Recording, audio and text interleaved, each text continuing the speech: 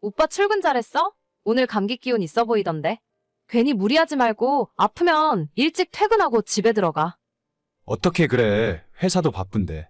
아마 오늘도 야근할 것 같아. 왜? 바쁜 거 지난달에 대충 끝났다고 하지 않았어? 지난달 주말에도 내내 일만 하고. 그래서 다음 주에 캠핑 가려고 계획하고 있었는데 그렇게 바빠? 응, 그렇게 됐네. 막내가 이번 달에 갑자기 그만둔다고 해서 당장 사람도 못 구해주니까 내가 열심히 해야지 뭐. 아니, 오빠 대리단지가 언젠데 아직도 막내 일을 해야 하는 거야? 요새 팀 분위기도 안 좋고 부장님 눈치 보느라 일찍 간다고 말도 못 하겠어. 아마 다음 주도 토요일을 출근해야 할 것 같고 일요일도 언제 전화 올지 모르니 대기하고 있어야지. 캠핑은 다음에 가자. 미안. 그래도 오빠는 오빠 일만 잘하면 되는데 김 부장 히스테리를 다 받아주고 있어? 어차피 일이 많은 것보다 부장이 꼬장 부리는 게 더 많잖아. 알지. 그래도 원래 사회생활이라는 게 그렇잖아. 다른 팀원들도 다들 아무 말 없이 따라가는데 나도 회사 오래 다니려면 입 다물고 있어야지. 오빠, 내가 오빠한테 몇 번이나 이야기했잖아. 그렇게 회사에 휘둘리면서 일할 필요 없다니까? 오빠도 본인 인생을 살아야지. 언제까지 김 부장한테 끌려다닐 거야? 싫은 건 싫다고 확실하게 이야기해. 너는 너가 사장이잖아. 그러니까 쉽게 이야기하지. 몸 아프다고 하루 쉰다고 하면 바로 전화 와서 난리 나는 거 너도 알잖아. 마음 같아서는 지금이라도 오빠 회사 그만두게 하고 우리 회사 다니라고 하고 싶은데 오빠가 전공도 다르고 이쪽 분야는 아예 문외한이니까 어쩔 수가 없네. 됐어. 말만으로도 고마워. 와이프가 사장인데 어떻게 내가 거길 다니겠냐? 다른 직원들도 다 불편해하지. 나는 오빠가 힘들어하는 모습 보는 게 더 불편해. 아무튼 일 열심히 하고 되는 대로 빨리 퇴근하고 들어와. 저녁에 오빠 좋아하는 치킨 시켜줄게. 알겠어. 얼른 마무리하고 빨리 들어갈게. 응, 이따 집에서 봐. 자기도 일 열심히 해. 저는 여직원 4명과 함께 작은 쇼핑몰을 운영 중이고 남편은 중소기업을 다니고 있어요. 월급도 그리 많지 않은 편인데 주말도 없이 붙들려 있는 모습을 보면서 답답할 때가 많았죠. 제 남편이 키도 조금 작은 편이고 성격도 소심해서 같이 일하는 부장이 엄청 괴롭히고 못살게 구는 것 같더라고요. 마음 같아서는 차라리 일을 그만두게 하고 집안일이나 했으면 좋겠는데 그래도 남자가 젊은 나이에 그런 건 아닌 것 같아 고민이 많았어요. 오빠 이번 달 월급 들어왔어? 왜 나한테 아직 안 보내줘? 아, 월급 들어오긴 했는데 그게 말이지. 왜? 무슨 일인데? 다음 달에 내 사촌동생 결혼하는 거 알지? 저번에 내가 이야기했잖아. 작은아버지 둘째 아들 결혼한다고. 얘기한 적 있지. 그런데? 엄마가 거기 결혼식 가는데 입고 갈 한복도 없고 들고 갈 가방도 없다고 하셔서 새로 맞춰드리느라 돈을 다 써버렸어. 아니 아무리 그래도 그렇지. 일단 나한테 상의는 하고 돈을 보내드려야 할 거 아니야? 오빠 월급 250만 원을 다 드린 거야? 그럼 어떻게 당장 입고 갈 게 없다고 하시는데 우리 결혼식에 입었던 걸 다시 입으라고 할 순 없잖아. 요즘 한복도 엄청 비싸더라. 내가 결혼할 때부터 오빠한테 몇 번이나 이야기했지? 시부모님이 오빠한테 자꾸 돈 달라고 하시니까 적어도 한 달에 150만 원은 무조건 적금 넣어야 한다고. 그래서 오빠 월급 관리는 내가 해주기로 한 건데 상의도 없이 이러면 어쩌자는 거야? 그래도 내가 장남이잖아. 부모님을 완전 무시할 수는 없지. 매달 용돈 보내드리잖아. 그걸로 끝인데 왜 자꾸 오빠 마음대로 하는 건데? 2달 전에도 아가씨가 발리 여행 간다고 100만 원 보내줬잖아. 오빠 그러면 안 된다니까? 미안해. 어머님이나 아가씨가 내가 돈 많이 버니까 오빠한테 돈 달라고 해? 오빠도 정신 차려야 해.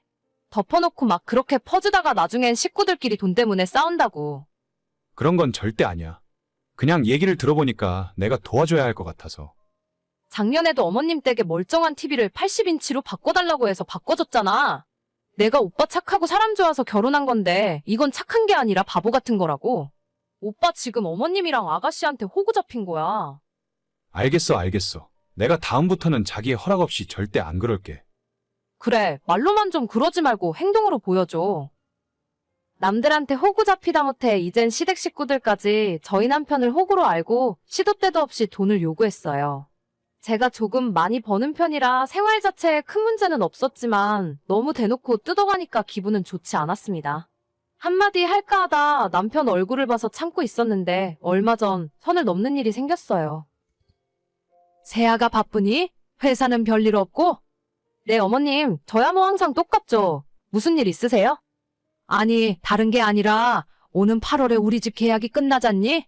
집주인이 연장 안 해준다고 해서 이사 나가야 하는데 걱정이 이만저만이 아니다 진짜.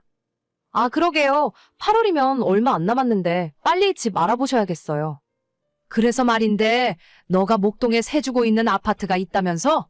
우리가 거기에 2년만 들어가서 살면 안 될까? 그 말씀 하시려고 연락하셨어요. 그건 좀 어려울 것 같아요.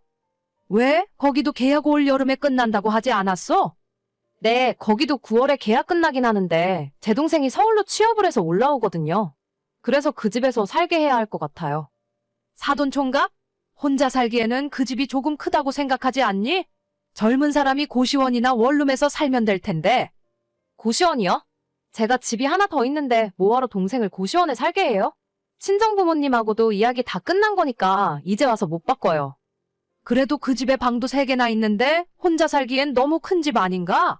차라리 우리가 원룸 전세 하나 얻어줄 테니까 사돈 총각은 거기서 지내라 하고 그 아파트에서 우리 세 식구 살게 하면 어때? 괜찮은 생각이지?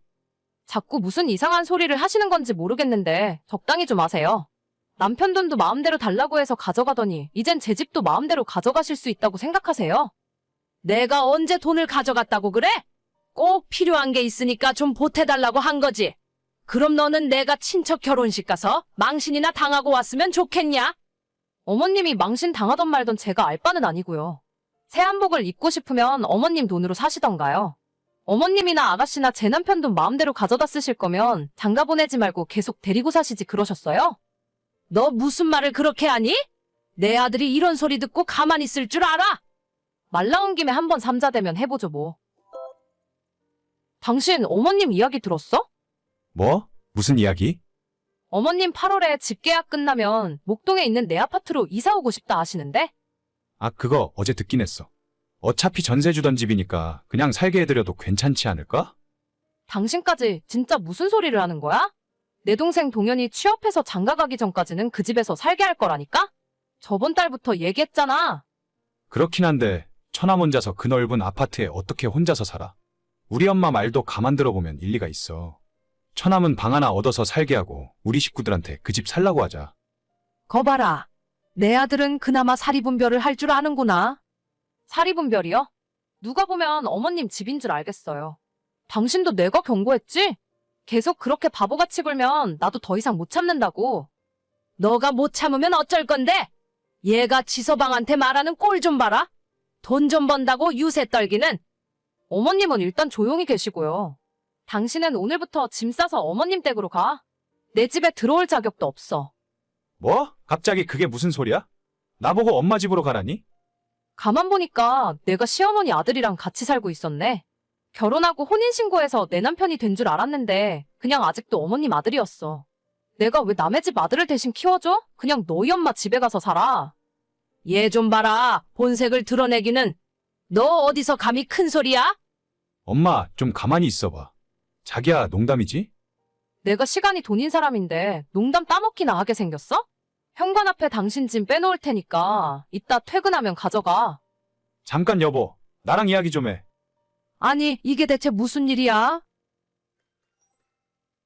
사람이 착한 거랑 바보 같고 멍청한 거는 분명 다르다 생각해요. 많이 참고 기회를 줬는데 저 인간이랑 계속 살다간 우리 집 기둥뿌리까지 뽑아서 시댁 가져다 주려 할까봐 저는 못 살겠습니다. 집에서 남편 쫓아내고 이혼하자 했더니 뒤늦게 사태 파악한 시모가 집 이야기는 한 번 해본 농담이었다고 변명했지만 늦어도 너무 늦었어요. 예정대로 이혼할 거고 모든 것을 결혼 전으로 되돌릴 겁니다. 여보, 지금 바빠? 잠깐 나랑 이야기 좀 할 수 있을까? 왜, 무슨 일인데? 어제 했던 이야기 또 할 생각이면 그만 좀 해. 아, 진짜 왜 그러는데? 내가 당신한테 많은 걸 바라는 것도 아니잖아.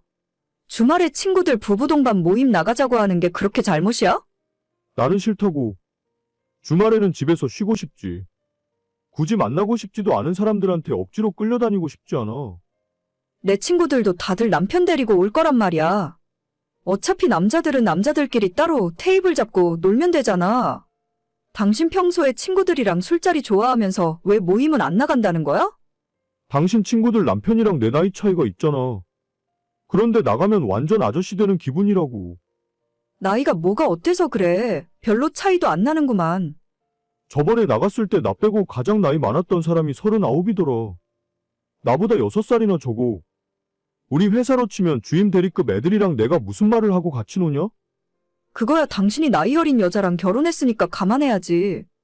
그리고 젊은 사람들이랑 자꾸 어울려야 당신도 젊게 살 수 있는 거야. 어려운 부탁도 아니고 그냥 나가서 같이 저녁이나 한 끼 먹자는 건데 그게 그렇게 힘든 일이야? 아, 진짜 나는 도저히 못 나가겠어. 너무 젊은 사람들이랑 있으면 오히려 주눅든다고. 아니, 그러면 나는 왜 당신 친구들 부부 동반 모임에 무조건 데려가는데? 나도 거기 나가면 내가 제일 나이 어려서 엄청 눈치 보여. 눈치 보일 게 뭐가 있어? 내 친구들 다들 부러워하고 난리인데. 당신 친구들이야 그렇겠지. 그런데 그 자리에 나오는 다른 여자들은 아니라고. 나한테 얼마나 눈치 주는 줄 알아? 나이 어리다고 무시하고 은근히 잔심부름 시키려고 하고. 여자들끼리 그런 기싸움하는 거 당신은 모르잖아. 그거야 자기가 어리고 이뻐서 다른 여자들이 질투하니까 그렇지. 그냥 무시해버려. 나한테는 쉽게 이야기하면서 왜 당신은 그게 안 되는데? 당신 친구들 부부 동반 모임 나가면 나도 어색하고 힘들어. 그래도 체면 살려주려고 참는 거잖아. 근데 당신은 왜 내 친구들 사이에서 체면은 생각 안 해줘? 남자랑 여자랑 같냐?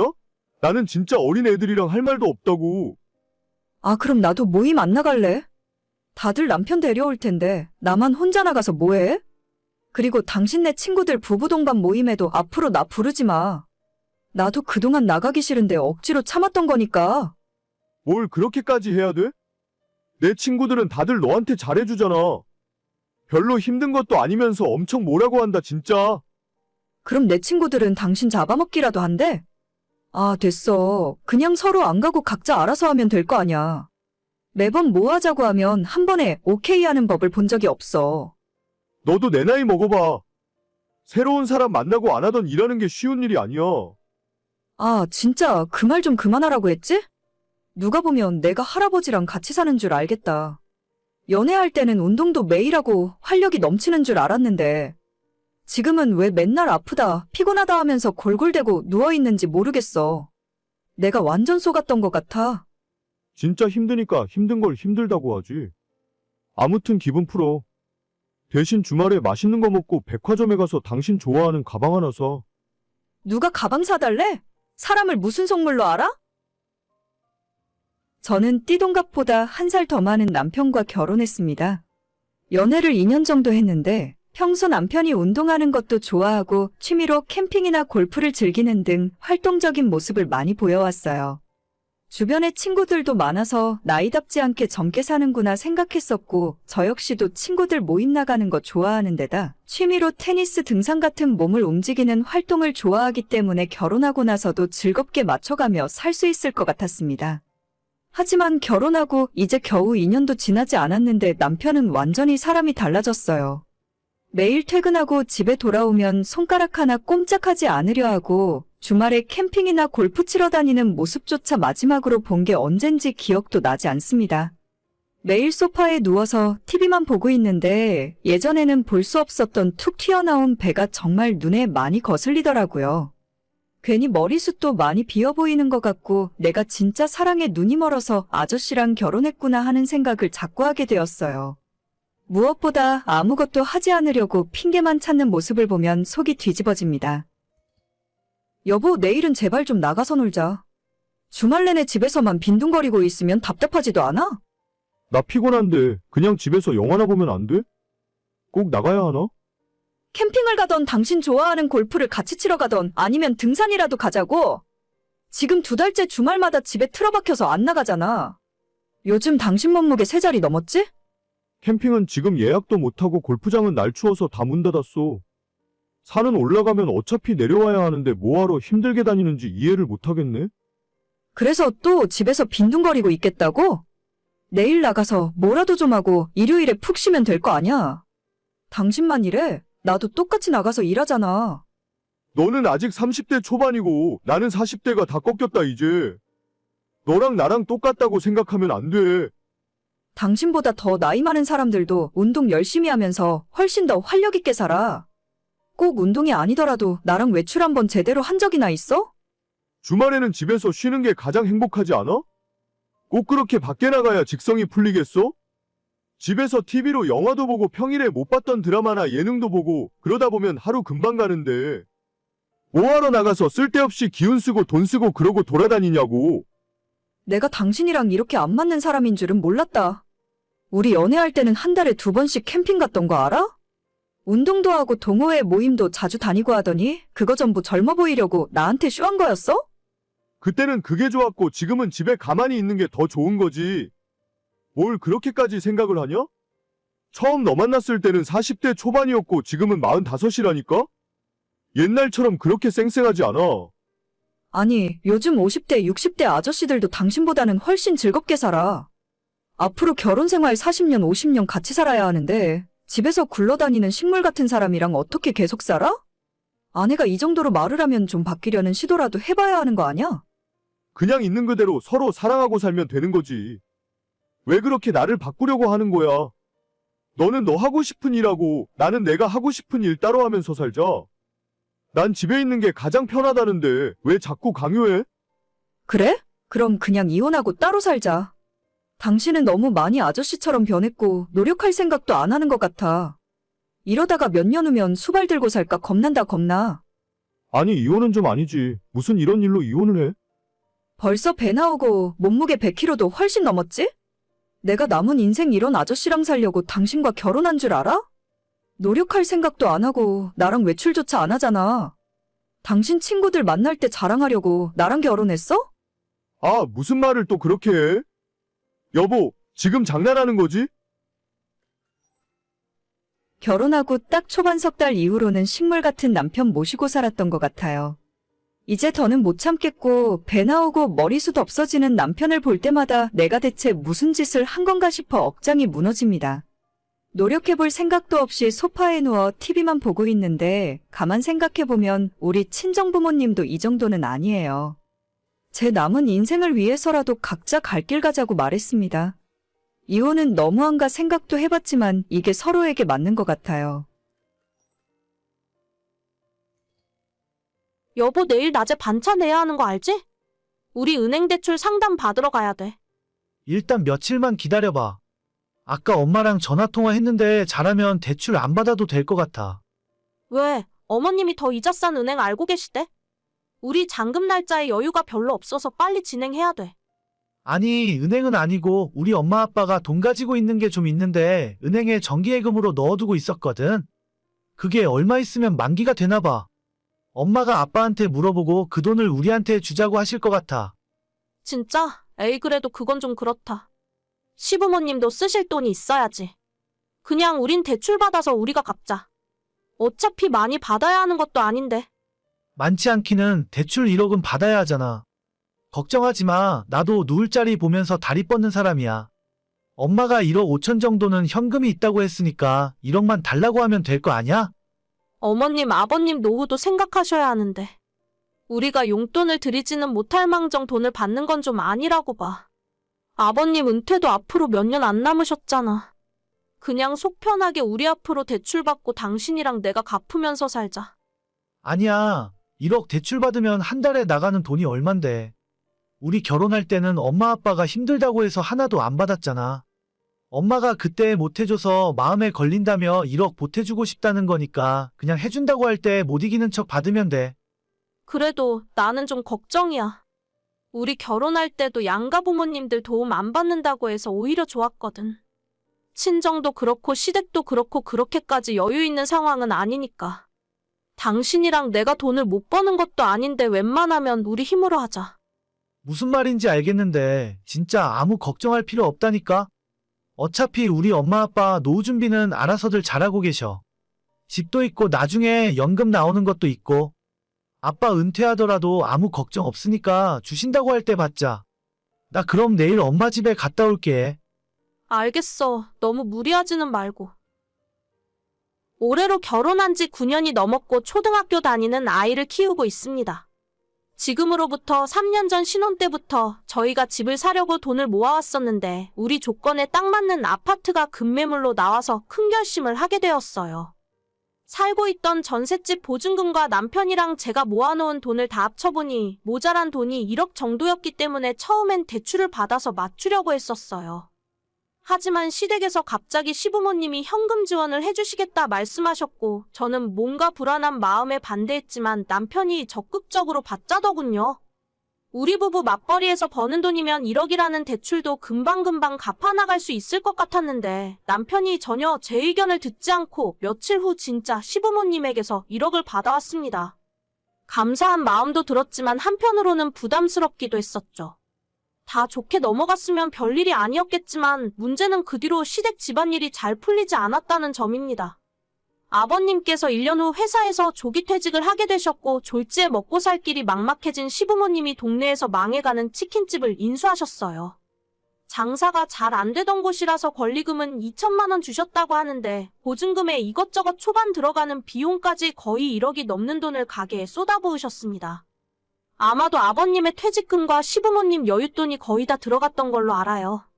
그렇게 인수한 가게가 잘 되기라도 하면 다행이었겠지만 원래도 매출이 변변찮던 가게였는데 시부모님이 인수한 뒤로 거기서 한층 더 떨어지더라고요.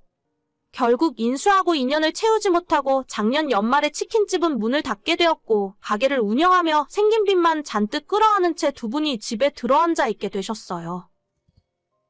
여보, 이번 달부터는 우리 엄마한테 용돈이라도 보내드려야 할 것 같아.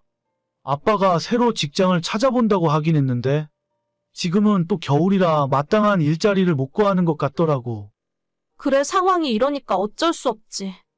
가게 폐업한 뒤로 어머님한테 용돈 정도는 나도 드려야겠다 생각하고 있었어. 얼마씩 보내려고? 글쎄, 그래도 한 100만 원은 보내야 하지 않을까? 요즘 물가도 있는데 그 정도는 보내드려야지. 뭐? 100만 원? 용돈으로 100만 원을 보낸다고? 그럼 당신은 뭐 얼마를 생각했는데? 애들도 아니고 원래 부모님한테 용돈 드릴 때는 그 정도 하는 거 아니야? 아니, 이게 한 번 드리고 마는 것도 아니잖아.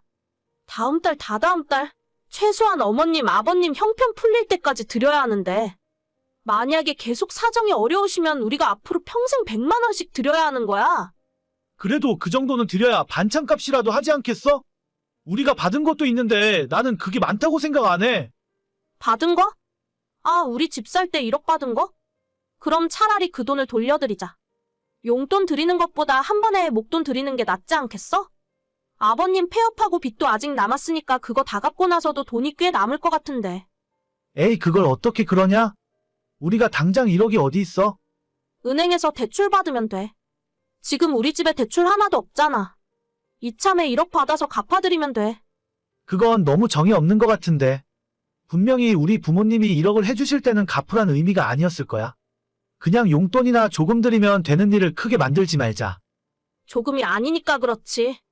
100만 원씩 매달 나간다고 생각하면 우리 저축도 얼마 못해. 1억을 은행에서 대출 받아도 그거보다는 적게 나가겠다. 서로 힘들 때는 그냥 돕고 사는 거야. 너무 가족끼리 그렇게 돈돈거리면 안 된다니까. 아무리 생각해도 100만 원은 너무 많고 일단 50만 원만 보내드리자. 아버님도 조만간 새 직장 구하실 수도 있으니까. 너무 부족하다고 하면 그때 다시 생각해봐도 될 거 아냐. 50은 너무 적어. 그걸로 어떻게 한 달을 생활하냐?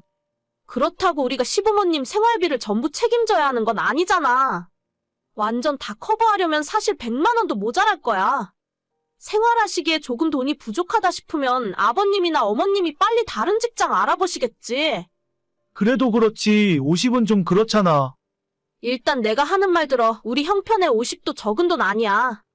매달 보내드릴 수 있을지 없을지 장담도 안 되는데. 처음부터 너무 많이 드리기 시작하면 나중에 줄이자고 하지도 못해. 모르겠다. 일단 당신 말 듣고 50만 보내드릴게. 그렇게 이번 월급날에 시댁에 50만 원을 보내드렸고 바로 그날 저녁에 시어머니에게서 연락이 왔습니다. 용돈 보내줘서 고맙다고 하실 줄 알았는데 전혀 그런 게 아니었습니다. 니들이 보내준 돈 잘 받았다. 한 달 동안 일해서 50만 원 벌어 보내느라고 정말 수고가 많았네. 아, 아니에요, 어머님. 더 많이 보내드리고 싶은데 저희 사정이 그래서 죄송해요. 진짜 눈치도 없다, 눈치도 없어. 누가 진짜로 고마워서 그런 말 하는 줄 알아? 네? 그게 무슨... 50만 원을 누구 코에 붙이라고 주는 거야? 너 지금 애들한테 용돈 주는 것도 아니고 겨우 50만 원? 아니요, 저희도 그렇게 여유가 있는 건 아니라서. 50만 원도 절대 적은 돈은 아니에요. 너희들 둘이 벌어서 돈 다 어디에 쓰니? 집 살 때도 우리가 1억이나 보태줬는데 니들은 고작 이것밖에 안 돼? 저희도 애 키우면서 적금 붓고 팍팍하게 살아요. 새 식구 생활비라고 해봤자 먹고 쓰는데 100만 원도 못 쓰거든요. 50만 원으로 생활하시기 부족한 건 알겠는데 저희도 그렇게까지 여유가 없다니까요. 내가 너희들 괜히 도와주자고 했나 보다. 이렇게 은혜도 모르는 것들인 줄 알았으면 1억이라는 큰 돈을 주는 것도 아니었는데. 배은망덕도 유분수지? 아, 어머님, 차라리 저희가 1억 다시 돌려드릴게요. 내일 은행 가서 대출 상담 받을 테니까 며칠만 기다려주세요. 뭐야, 내가 좀 뭐라 했다고 그걸 다시 돌려준다고? 너 그렇게 안 봤는데 진짜 무서운 애구나. 어디 며느리 무서워서 말이나 제대로 하고 살겠니? 저 어머님한테 그런 말 들을 이유 없고요. 50만 원이 너무 적어서 마음에 안 드시면 다시 돌려주세요. 빌려주셨던 돈은 대출 나오는 대로 바로 보내드릴게요. 너 그게 계산이 맞니? 1억이면 한 달에 이자가 얼만데? 3년이나 가져다 썼으면서 꼴랑 원금만 돌려주면 다야? 계산을 할 거라면 확실하게 해야지. 제가 언제 빌려달라고 했어요? 어머님이 맘대로 주신 거잖아요. 이자 받고 싶으면 저 말고 어머님 아들한테 얘기하세요. 저 그 돈 갖고 나면 앞으로 어머님 아버님한테 빚진 거 없으니까 이제는 이래라 저래라 하지 말아주세요. 용돈도 저는 드릴 생각 없으니까 남편한테 말씀하시고요. 나 참 어처구니가 없어서. 요즘 젊은 애들은 다 너처럼 할 말 다 하고 사니? 나 때는 말이야, 시어머니가 한마디 하면 무서워서 벌벌 떨고 그랬는데. 어머님 이야기 별로 안 궁금하고요. 저 이제 일하러 가야 하니까 쓸데없이 카톡하지 말아주세요. 남편한테 이야기했더니 자기도 할 말이 없는지 저 하고 싶은 대로 하라더군요. 바로 다음날 회사에 반차 내고 은행에서 대출 상담 받았습니다. 금리가 조금 마음에 들진 않지만 어머님한테 시달리는 것보단 싸게 먹힐 것 같았어요. 남편이 보내드렸던 50만 원도 다음날 바로 돌려받았고 며칠 후 대출 승인되자마자 어머님께 1억을 바로 갚았습니다. 먼저 돈으로 갑질하려고 했던 건 어머님이었으니 이제는 시댁이 뒤집어지던 말던 신경 안 쓸 거예요. 오늘의 사연은 여기까지입니다. 구독과 좋아요, 알람 설정은 많은 힘이 됩니다. 다들 행복하시고 좋은 하루 되세요.